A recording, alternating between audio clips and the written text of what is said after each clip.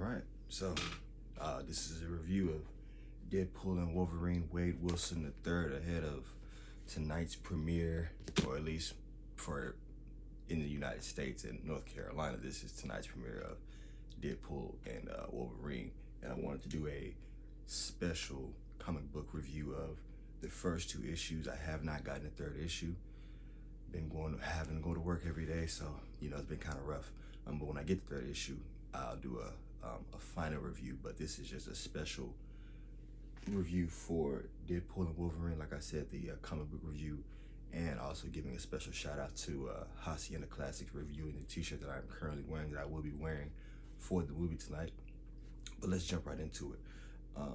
So this is actually one of my favorite comic book superhero duo team-ups, because as far as I can remember, especially tonight being the first ever live action Deadpool and Wolverine movie, I can remember back in 2009 watching X-Men Origins and just seeing Ryan Reynolds, who played Deadpool but not really being Deadpool at the time, and knowing that as a kid in 2009, seeing Ryan Reynolds play that character, Wade Wilson, already knowing that he was going to be Deadpool, but not realizing when we would get a Deadpool movie.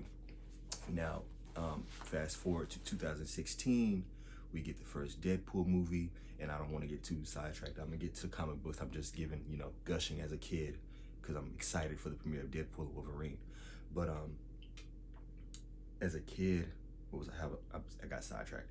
But like I said, 2016, when we get the first Deadpool movie, that opened the door for so many possibilities. I think when the first Deadpool movie came out, there were automatically, even me, people automatically wanting to see Wolverine in the next Deadpool movie, but understanding rights had to get, transferred back over to Marvel, and, just paperwork and all that type of stuff. But now sitting here and in 28 years old, 2024, and we finally get the movie that I believe will do box office numbers that's gonna break records, 1 billion first weekend sales. That's just my opinion. But we finally get the movie that we've all been waiting for. Every Marvel fan, every nerd, every geek has. If you are a comic book fan, you have long awaited for this arrival of two heavy hitters that share the same bond, that share the same mutate, that even though they go head to head, they still have this love-hate relationship, which leads me into Deadpool and Wolverine Wade Wilson III. Now, within these first two issues, I will say there is a vast contrast between Deadpool and Wolverine. But before I get to that, I will say that they kind of gave Wolverine a more, especially in the first issue, they gave Wolverine a more Batman-like approach. He was, number one, he's working or doing side work for the Vancouver PD, which I've never seen Wolverine do any kind of, vigilante or criminal work for the police department, especially in Vancouver. But I'm guessing, he wants to lead a new life and trying to help other people. And I think that's the contrast that you see, is the fact that Wolverine is highly revered and highly regarded as being one of the most,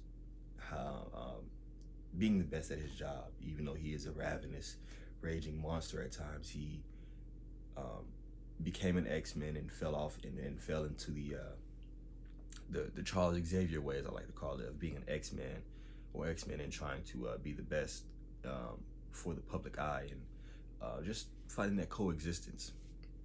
Within this comic, we see Wolverine, like I said, trying to help Vancouver PD solve a mystery with the new villain. I forget his name, but it's a villain that I've never seen before in the Marvel comic book world. But he starts causing problems for Wolverine. But I won't give the whole details because I want the reader to go read it. But just a few moments in, we see the entrance of Deadpool, trying to, also on the same mission for that Wolverine is on, except he's on a bounty hunting mission. And that's the contrast that I want to point out, is that Wolverine is doing this to help out a friend that, you know, he's worked with in the past. Deadpool is doing this strictly for the bounty. He could give he could give a damn about helping out the civilian life, or, you know, for just saving the world. He just wants the money. But there are a few things that I, you know, observed within the first two comics, and it's the relationship that they hold with Deadpool and Wolverine. That they, like I stated before, they have a love-hate relationship with each other. But as you continue to read from the first one into the second one, you start to see where their trauma bond comes in. It's because they both have been ripped of, you know, mentally, they've been ripped of the memories and put through extreme torturous acts to obtain the Weapon X program, which is the adamantium in the body, the healing factor. For Wolverine, it's the adamantium and the razor sharp claws, and they're trauma bonding. You know, they just don't realize it. They're really blood brothers because they share the same, like I said, they share the same mutate, and they share the same, damn near the same blood. So yeah, they're damn near blood brothers.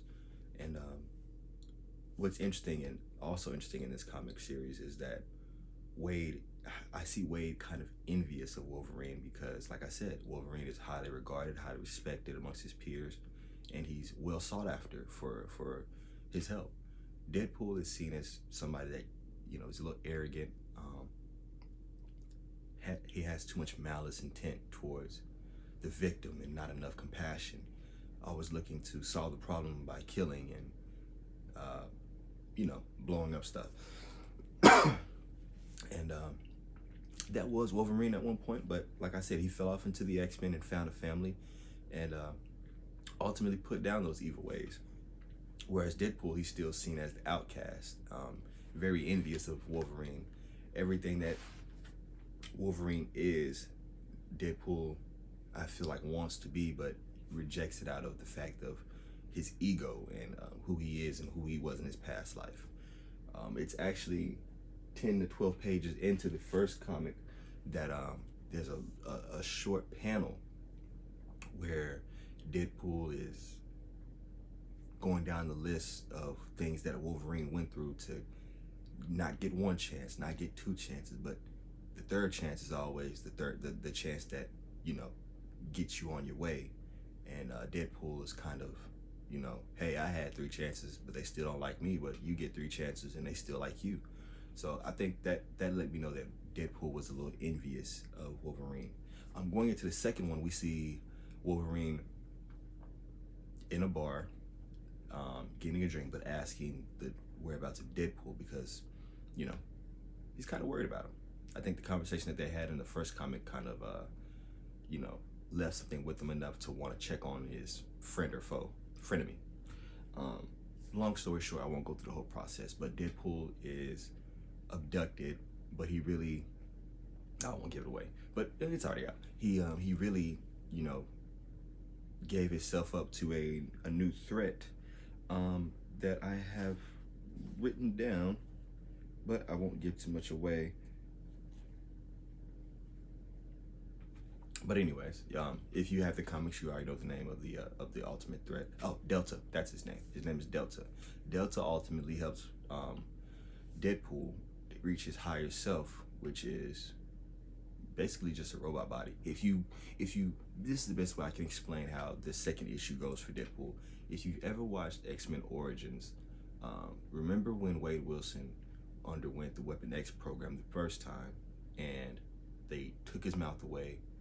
They put razor blades, they put his swords in his body to extend like Wolverine's claws. So he doesn't talk. He's basically just a robot under command. He talks, but he doesn't talk. It's not the playful banter quipping that Deadpool usually does. It's more so straight to the point, I want to kill you. That's what this Deadpool is. He's basically the 2009 version of Ryan Reynolds in X-Men Origins, but in the second issue, which is the visuals are dope. I have to say, the visuals within this comic, the dialogue, the graphics, the blood and the gore. It's everything you would expect in a Deadpool and Wolverine comic and more. I believe it's the same content and the same discretion that we read with Deadpool and Wolverine comics is the same discretion, and it will take the same discretion into the movie with us tonight, or at least I will.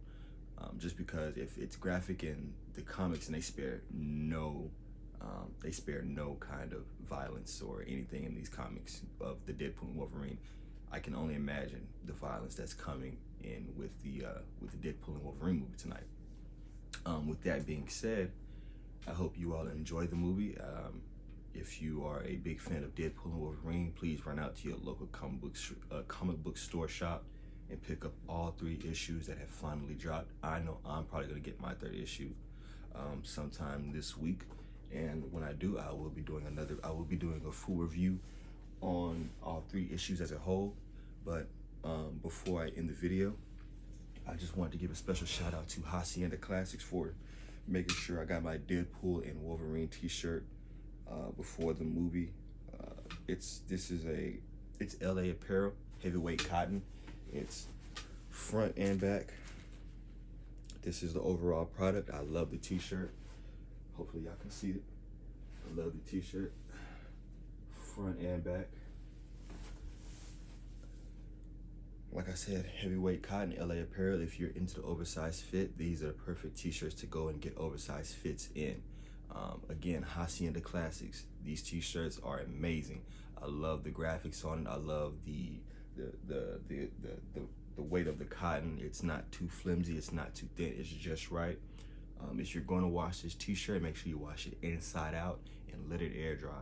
I've already test run this shirt in public for 2 times already, and I've gotten great reviews.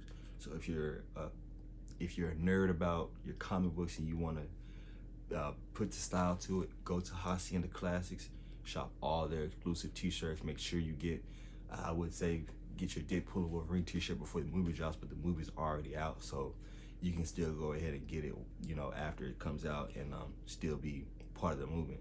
But thank you all for tuning into the channel. And I changed the channel name back to No Limit Zay, just because I feel like everything I do and everything I say is no limit, and you can't put a cap on that.